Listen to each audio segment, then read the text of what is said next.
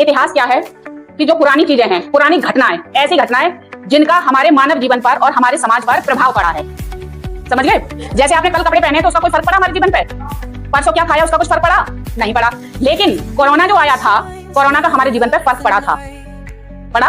अंग्रेज हमारे देश में आए, इसका हमारे जीवन पर फर्क पड़ा। अगर पोलियो आता है, पोलियो जैसी बीमारी आती है या कोई आपदा आती है तो उसका हमारे जीवन पर फर्क पड़ता है।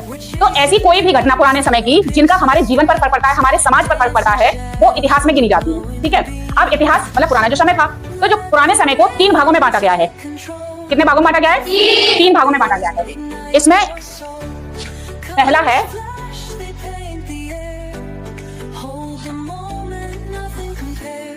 प्रागैतिहासिक काल। ठीक है? काल मतलब समय।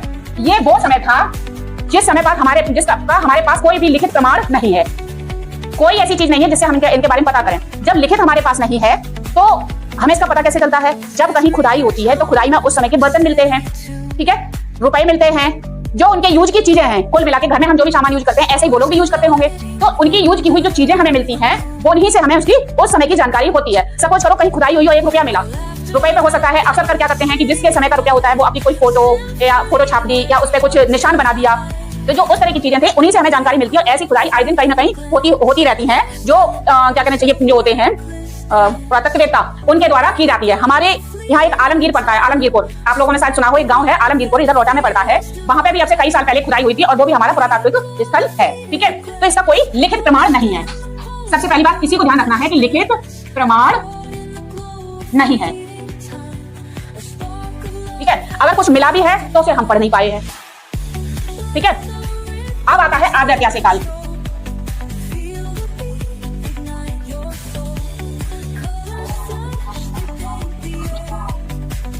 लिखा जो हमने एक सेंटेंस लास्ट वाला बोला वो इसके अंदर आएगा। यहाँ पे कोई लिखित है ही नहीं। और दूसरा जो आया है वो ये है कि इस समय के स्तूप हैं, पुरानी क्या कहना चाहिए, गुफाएं हैं, इनमें लिखा हुआ मिला लेकिन हम उसको पढ़ ही नहीं पाए, उन चीजों को कोई पढ़ ही नहीं पाया। तो एक तो जिसका लिखित प्रमाण नहीं है और दूसरा काल वो है जिसका लिखित तो है लेकिन हम कोई उसे पढ़ नहीं पाए हैं।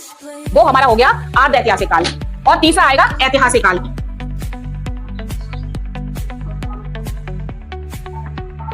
ऐतिहासिक काल का हमारे पास लिखित प्रमाण भी है और हम उसे समझ भी सकते हैं और हम उसे पढ़ भी सकते हैं। ठीक है? तो सिंपल भाषा में अगर कहें तो इनमें एक ही अंतर है, लिखित कुछ नहीं है। यहाँ पर लिखित है लेकिन हम उसे पढ़ नहीं पाए हैं और यहाँ पे हमारे पास लिखित भी है और उसके बाद हम उसे पढ़ भी पा रहे हैं। ठीक है? ये 3 चीजें क्लियर हुई।